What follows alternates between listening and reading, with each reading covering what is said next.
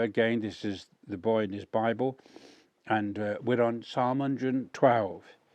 And again, it's a psalm which talks about praise ye the Lord, blessed is the man that feareth the Lord, that delighteth greatly in his commandments. His seed shall be mighty upon the earth, the generation of the upright shall be blessed. Wealth and riches shall be in his house, and his righteousness endureth forever. Unto the upright there ariseth light in the darkness. He is gracious and full of compassion and righteous. A good man showeth favour and lendeth. He will guide his affairs with discretion. Now, in the Bible, there is a lot about wealth. And so I thought this is an opportunity to talk about it. Wealth and riches shall be in his house. When I was a boy, I was not only poor, but I was below the poverty line. I was born in the slums, and when I came out of the slums, well, I actually came out of an institution to go and live in a small house that housed 6 children and mother and father for 5 terrible years in a farmland where multiple farms were there. The going out into the farmland was an escape from the house that we lived in. And when I left school at 15, I started off as an errand boy.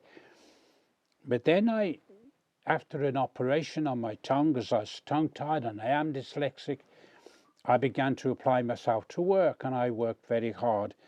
And it took time, another 10 or so years, and I suddenly started to earn more money than I needed. And I became an investor and invested in the assets that was needed to run my company. Little did I know that those assets that I invested in would be a contribution to my wealth and make me a much more wealthier man.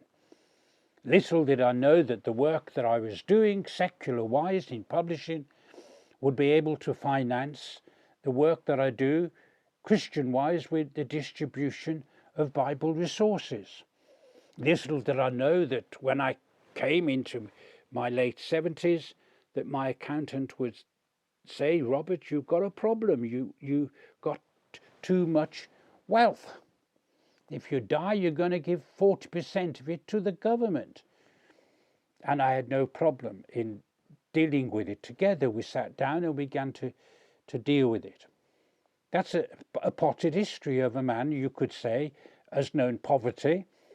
Poverty so much that I used to eat grass to keep hunger away, especially on weekends.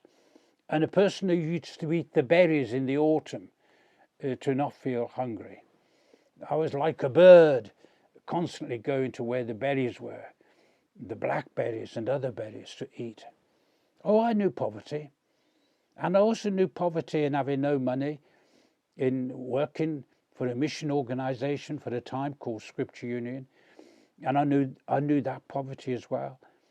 I knew what it was to have to sell a car, and only car, in order to live. I've known those things. And I've known what it has meant to be wealthy. And what does therefore this verse mean when it says, wealth and riches shall be in his house? Did I deserve it? No.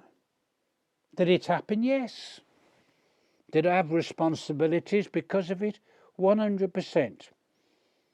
Did I say I can now go and buy an expensive car? I did once, and I sold it within 3 months. I felt guilty.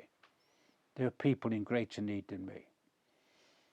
And that is the secret in reading this. He lendeth and giveth. He lendeth and giveth. He helps people. You've got to do things from your strength.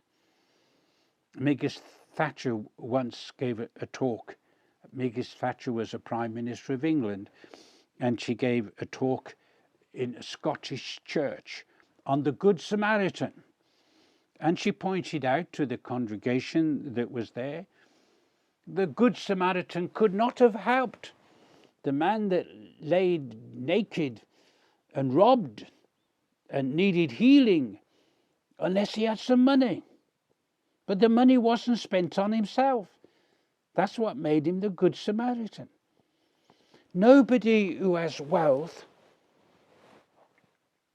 has the responsibility to neglect the responsibility that he has. That might seem a peculiar way of putting it. I have a responsibility before God. And my wife and I have a responsibility before God and before man. I don't want anybody to come up to me and say you are living a lifestyle that puts all of us in the shade. Who wants that? I'm part of a fellowship, part of a people. And so wealth is acceptable as long as it's used for the blessing of others. In the Western world, large numbers of us are wealthy. Large numbers. Within the Christian church, there's large numbers who can go and spend expensive money on suits and dresses and shoes. Years ago on hats. They don't do that so much today. Cosmetics, big industries. We need to learn how to be much simpler with our wealth. We must be able to be a blessing to others. And I'm speaking to you as a person who has known the poverty of life and the wealth of life. And I'm saying to you that this chapter is telling you, yes, you can have wealth in your home and be a blessing to your children, but that wealth is to be used for others. It's a responsibility, a blessed, blessed responsibility that God has given to you.